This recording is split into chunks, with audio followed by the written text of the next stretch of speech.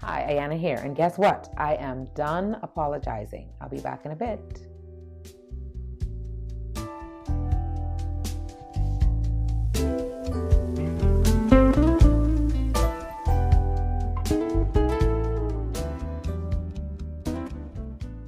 Hey, so at the beginning I said that I'm done apologizing. That's going to be the topic of our next few chats. I remember in our last series I revealed something that was very personal and very private. I admitted that I had gone through a bout of depression. I did hear from some of my listeners, some of my viewers, as well as persons who read the article in the Tribune, and they asked how was it that I received healing, because they too had either experienced depression, they had experienced bouts of low self-worth or low self-esteem. Some of them have even had suicidal thoughts. And so I decided to do a series on how it was that I myself got healed. The verse of scripture that we're going to look at, because you know me, I love my scriptures, and I promise I'll try to get it right this time. The verse of scripture we're going to look at is Psalm 3, verse 3, which quotes, or which says, I'm not going to quote it, it says, "Thou, O Lord, art a shield for me. You are my glory, and you lift my head." And I found that in getting my healing, it was all about learning to lift my head, learning to feel better about myself. One of the things I'd like to admit to you again is that I didn't get this healing on my own. One of the first steps I did, drum roll, I actually sought professional counseling. I sought professional help. I did the whole couch thing. Yes. I know that in some circles that does carry a stigma, because when you have to go outside for help, when you have to seek professional counseling, then it may mean that you're not in control of your life, you're not in control of your circumstance. It may mean that you're going crazy in some circles, and I found that that is not the case.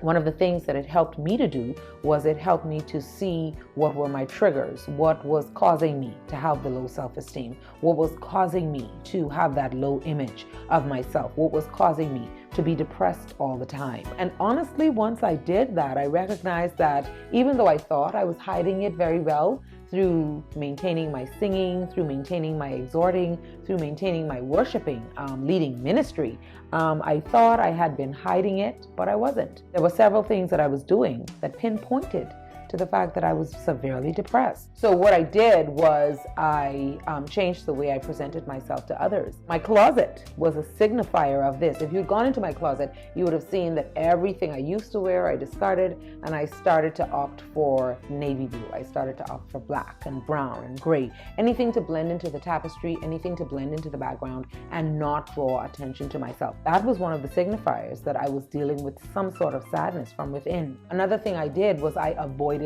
all public interaction. My friends would tell me there was a time when I just disappeared. I didn't make public appearances.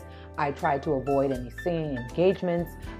In fact, persons who know me will know that what I did was if I received an invitation, I would call them and say, you know what, here's an opportunity for you. Of course, it was in an effort to help, but it was also a greater effort to hide myself. Once I could not avoid public interaction, what I would do is I would go to events and then I would sneak off to a corner somewhere just to limit the amount of contact that I had with people. I figured if they saw me for any amount of time, if they connected with me for any amount of time, then they would tell how sad I was. They would see beyond the facade of smiling, the facade of laughing and interacting that I portrayed. One of the final things I did was that if I could not avoid one-on-one contact, then I made it all about the person that I was talking to. I would ask the right questions.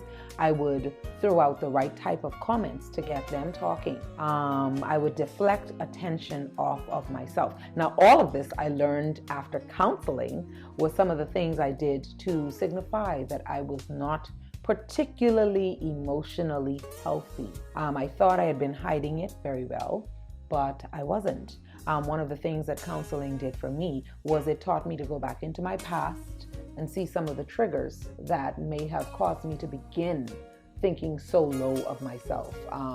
The things that may have caused me to build such low self-esteem, the things that may have caused me to think of myself as unworthy, not beautiful, undesirable. And it brought me into my present to show me some of the spiraling behavior, the downward spiraling stuff that I did in order to maintain that low self-image of myself. Some of the things I do now are some of the steps that I learned through counseling. I learned the different keys that help me to maintain a more positive self-image, a more positive trend of thought. One of those things is Psalm 3. I learned, Thou, O Lord, art a shield for me.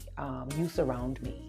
You are the one that cloaks me in your presence. You are the one that makes me feel good about myself. You are my glory. You are the one that causes me to shine. It is not my fault that others may not see that shine. They may not appreciate that shine, but I'm not afraid to do it now because I know that you are my glory. You are my focus, and you are the one that causes me to lift my head up. You are the one that causes me not to see down about myself because I am loved by you. And so if any of you out there are having thoughts of low self-esteem, you're dealing with depression, you're dealing with suicidal thoughts, then please feel free to contact me because I've got a list of counselors ready and able to help you with your healing process the same way they helped me. God bless you this week.